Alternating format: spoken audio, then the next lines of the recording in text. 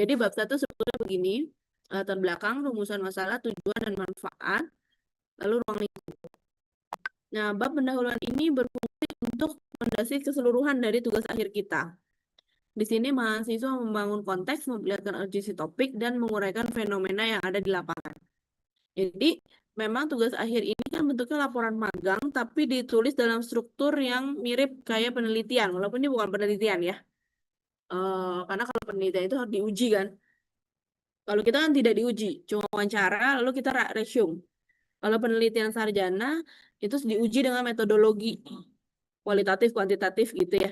Lalu keluarlah sebuah hasil. Nah, kalau di sini kita tidak mensintesis sesuatu melalui uji metodologi yang berat, hanya aja mengambil datanya dengan cara data primer juga gitu. Nah, makanya strukturnya tetap dibuat seperti research, tapi sebetulnya ini adalah pemaparan masalah di lapangan. Jadi bab 1 tidak banyak berubah, malah ada beberapa bagian yang harus dipindah. Ya, kamu bisa lihat juga di panduan. Lalu kemudian, nah, bab 2 sedikit berubah cara penyajiannya. Tapi materi yang diminta sebetulnya sama dengan yang sudah kalian lakukan sekarang. Yang kalian lakukan sekarang kan diminta mengambil dari 5 buku dan 5 jurnal, 5 jurnal ya. 5 buku dan 5 jurnal. Nah, kalau sebelumnya penyajiannya disatukan antara yang didapat dengan di jurnal dan apa yang didapat oleh buku, ini agak dipisah sedikit ya. Jadi tinjauan literatur di bab 2 membangun kerangka berpikir karya akhir melalui telaah terhadap teori, konsep, penelitian terdahulu yang relevan dengan topik. Jadi judulnya apa? Maka konsep-konsep yang dimunculkan apa? Boleh pakai teori, boleh juga enggak. Teori itu maksudnya mungkin kamu yang banyak kita ajarkan di kelas itu banyaknya konsep. Kalau teori itu ada teori ilmu komunikasi yang lebih mendalam. Kita ada tapi nggak terlalu banyak. Jadi nggak harus ada yang namanya grand teori atau ini. Mungkin beberapa pembimbing ada yang membahas tentang teori. Kalau mereka minta, nggak apa-apa. Dan mereka bisa kasih arahan teori apa yang dipakai itu bisa. Tapi sisanya itu banyak konsep. Kayak komunikasi pemasaran itu kan konsep, bukan teori. Teori itu lebih berat ya, lebih atasnya lagi. Nah, kita nggak banyak belajar itu. Jadi nggak apa-apa kalaupun semuanya konsep. Ya, hanya aja pembabakan itu artinya pembuatan bab dan subbabnya yang semula kita 2.1 langsung nama teori atau konsepnya, benar nggak? Yang sebelumnya gimana bab 2? 2.1 komunikasi pemasaran gitu ya, benar nggak? Iya Mbak, benar. Benar nggak? Benar. Sekarang 2.1-nya ditulisnya landasan teori. Baru konsep-konsep kamu itu dimasukkan ke 2.11, 2.12, dan seterusnya. Jumlahnya harus ada berapa? Terserah, sesuai dengan judul kamu.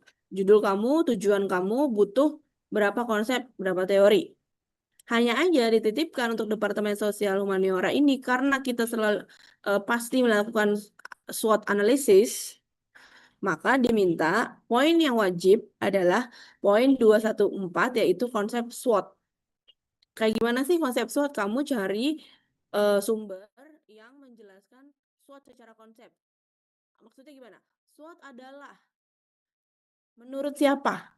Jadi isinya 2.1 ini adalah konsep menurut ahli. Misalnya 2.1.1 komunikasi pemasaran adalah bla bla bla bla menurut Kotler dari buku apa. Lalu elemen dari komunikasi pemasaran ada apa aja? 7P ya. Dalam komunikasi pemasaran ada apa saja, misalnya gitu ya. Itu kamu ambil dari konsepnya siapa, ahlinya dari buku apa. Upayakan bukunya bukan buku populer, tapi buku textbook. Kan suka dibagiin tuh sama dosennya ya. Buku textbook, Philip Kotler, dan lain sebagainya. Gitu. Itu bisa dipakai di bab 2. Nah, jurnalnya di mana dong? Jurnalnya adalah kamu sajikan di poin 2.2. Apa sih perbedaannya yang tadi 2.1? 2.1 sumbernya buku mayoritas. Ya. Walaupun jurnal itu Nah, apa namanya tidak difokuskan. Karena di bab 2.1 itu lebih menguraikan definisi-definisi dari sebuah konsep. Ya, bahkan kamu mau eh apa benar-benar harus ada referensi yang valid dari buku gitu ya. Lalu yang 2.2 itu kamu buat sebuah tabel rangkuman isi jurnal. Tabelnya nanti saya buatin deh biar seragam ya. Itu kan kamu udah nyari nih 5 jurnal terkait topik kamu. Boleh bahasa Indonesia, boleh jurnal internasional, bebas ya. Yang penting 10 tahun terakhir terbitannya. Dan jumlahnya minimal 5. Kalau mau 10 boleh. Misalnya kamu ngomongin tentang apa? Event gitu ya. Cari jurnal-jurnal yang membahas tentang event. Misalnya efektivitas event untuk pemasaran produk misalnya gitu. Atau kajian literatur tentang event gitu ya. Di penelitian sebelumnya. Jadi kamu ambil 5 judul, udah tahu ya akses akses kajian apa jurnal di mana? Di remotelib.uiacid. Itu banyak di sana gratis. Atau yang free di berbagai sumber lainnya, ResearchGate dan lain-lain juga ada. Ambil 5 lalu buatlah tabel, buatlah rangkuman dari isi jurnal itu. Misalnya jurnal 1 diterbitkan di jurnal vokasi, judulnya tadi pengaruh event kepada daya beli, misalnya gitu ya, keinginan membeli. Nah, di situ kamu bikin apa namanya eh rangkuman kayak gitu. Nah, kamar apa?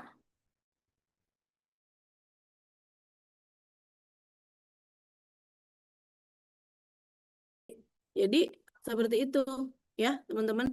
Nanti dirangkum misalnya tadi apa jurnal biasanya cukup di abstrak aja juga nggak apa-apa. Abstrak di situ kan udah ada hasilnya. Paling sama conclusion kamu baca dan konsep-konsepnya kalau kamu mau ambil ya boleh gitu ya. Cuma fokusnya itu kepada ini apa namanya kepada hasilnya tuh apa. Contohnya tadi dalam jurnal ini menjelaskan bahwa apa namanya keberhasilan event diukur dari indikator apa saja dan hasilnya event berpengaruh pada keinginan membeli atau citra perusahaan misalnya gitu.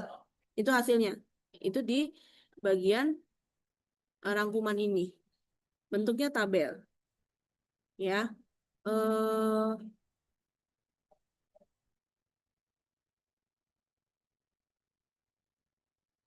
Mana sih? Kok hilang nggak bisa digerakin saya nextnya. Nah, ini dia. Lalu kemudian bab 3. Bab 3 itu metodologi judul babnya yang tadinya gambaran umum menjadi judulnya metodologi. Dan itemnya hanya 3. Jenis kegiatan, lokasi dan waktu, teknik pengumpulan data. Jenis kegiatan itu menjelaskan bahwa kegiatan ini adalah magang. Di unit apa?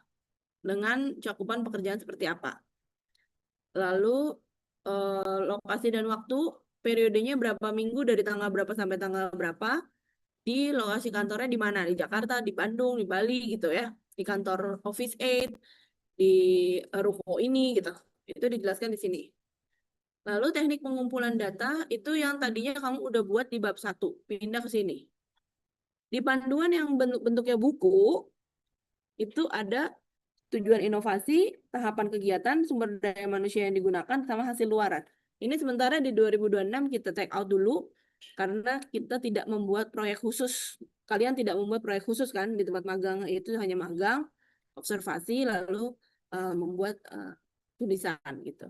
Jadi yang jika kamu menemukan gap antara yang di PowerPoint dengan yang di buku panduan, ikuti yang di PowerPoint ini dulu, di mana tujuan inovasi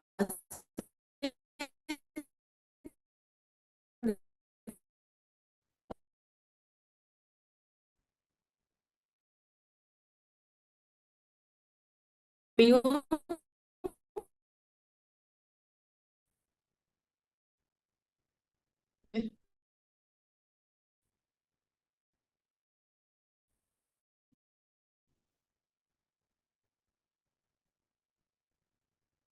Ngerti ya?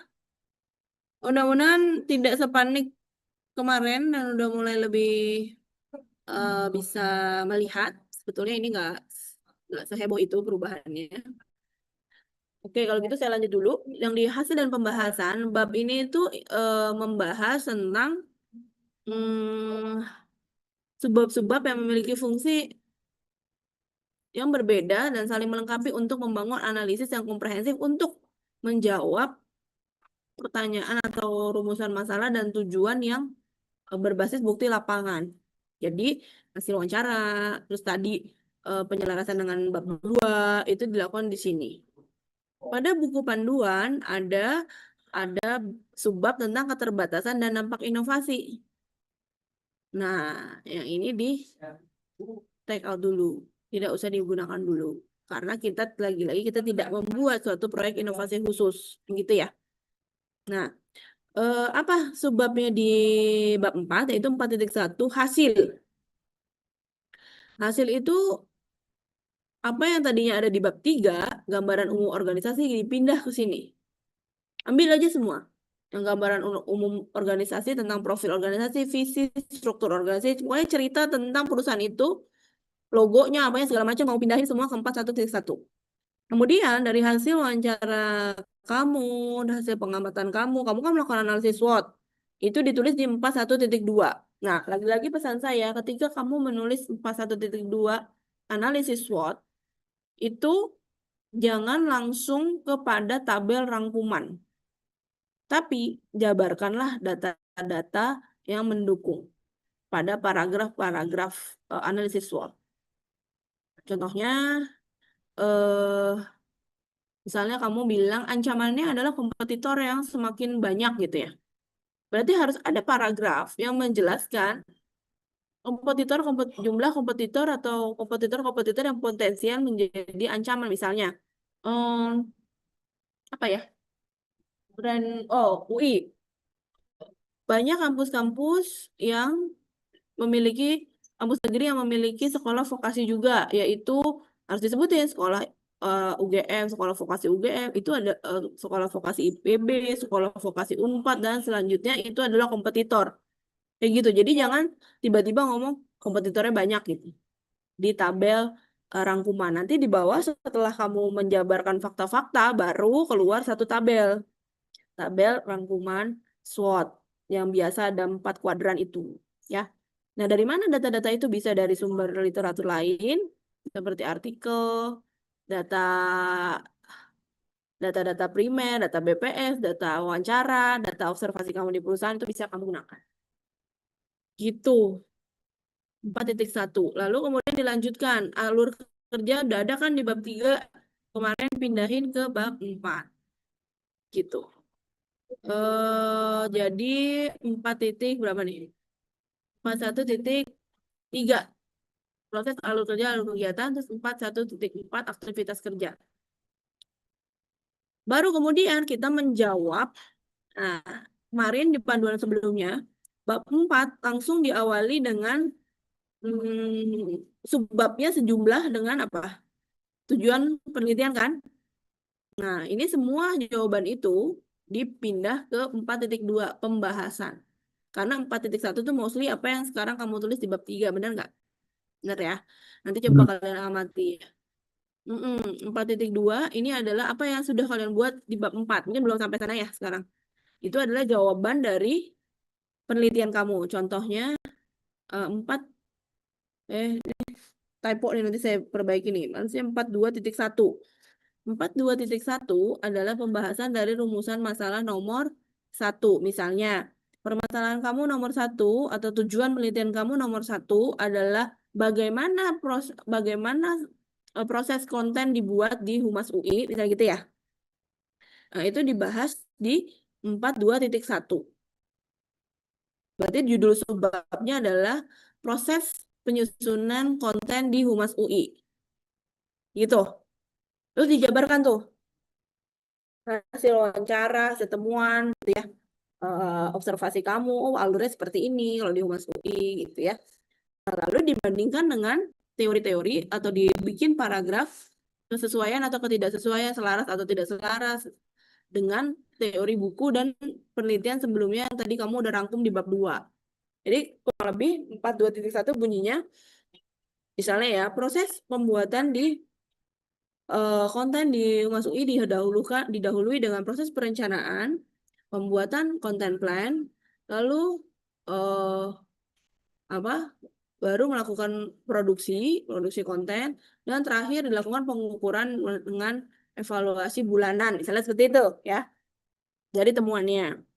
Ingat, tadi pertanyaannya adalah bagaimana proses pembuatan konten gitu ya. Nanti di di subbab ini juga dijelaskan menurut Katlib and Center misalnya, tahap kerja humas itu ada 4. Dan apa yang dilakukan Humas UI secara prinsip sudah mengacu pada apa yang dikatakan oleh Katlib Center, yaitu terdiri dari perencanaan sampai evaluasi gitu. Kira-kira kayak gitu, cara menjabarkan 42.1. Jumlah subbabnya ada berapa? Tergantung. Kalau tujuan kamu ada 2, 2 aja. Kalau tujuan kamu ada 3, 3. Rata-rata saya lihat 2-3 kan? Kayak gitu. Jadi ini apa yang ada di bab 4 sekarang, itu dipindah tetap di bab 4 tapi dengan subbab 4.2 pembahasan. Adapun yang banyak di bab 3 yaitu berupa gambaran umum organisasi, analisis SWOT, alur kerja, aktivitas kerja, itu dipindah di 4.1 hasil. Gitu. Gimana? Sampai sini paham? Paham nggak? Bingung nggak? Pembimbingnya udah dapat informasi yang sama, jadi harusnya nanti bisa bantu kalian untuk menerjemahkannya lagi. Bingung nggak?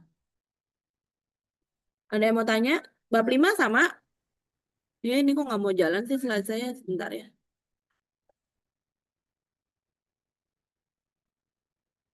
Bab 5 sama, yaitu kesimpulan dan saran. Apa sih bedanya yang tadi di bab 4 dengan di bab 5? Kan sama-sama menjawab pertanyaan ya di pembahasan tadi. Nah, kalau di bab 5, kamu udah lebih fokus pada intisarinya, sudah tidak membahas teori-teori lagi. Seperti itu. Baru kemudian saran.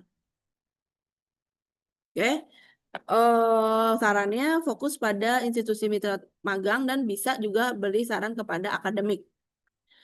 Nah, kamu udah dapat buku panduan yang tebelnya kan? Itu kan gabungan dari semua vokasi. Daripada kamu bingung, ini kami coba buat rangkumannya dalam PPT ini dan beberapa hal yang di take out oleh Departemen Sosial Humaniora, yaitu penyiaran, periklanan, dan humas. Ya, jadi sama. Kemudian apa yang harus dibaca untuk di bantuan itu utamanya adalah sistematika penulisan 20-28 halamannya, sama 29-31. Di situ ada margin dan lain-lain. Itu kamu ikuti sendiri karena pembimbing tidak mungkin mengontrol kamu untuk ngurusin teknis gitu ya. Jadi tolong untuk pelajari seksama halaman-halaman tersebut.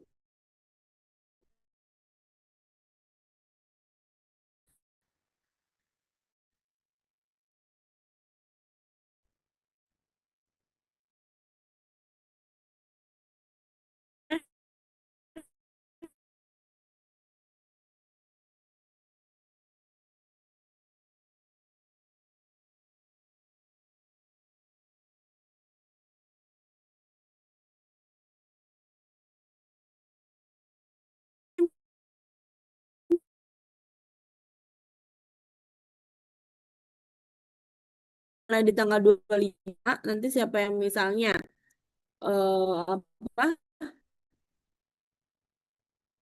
terjadwal duluan ya harus siap seperti itu. Jadi dia mundurnya kurang lebih 1 minggu ya. Seperti itu. Ya begitu. Ada yang mau ditanya? Nah, saya izin bertanya. Ya, kalau event yang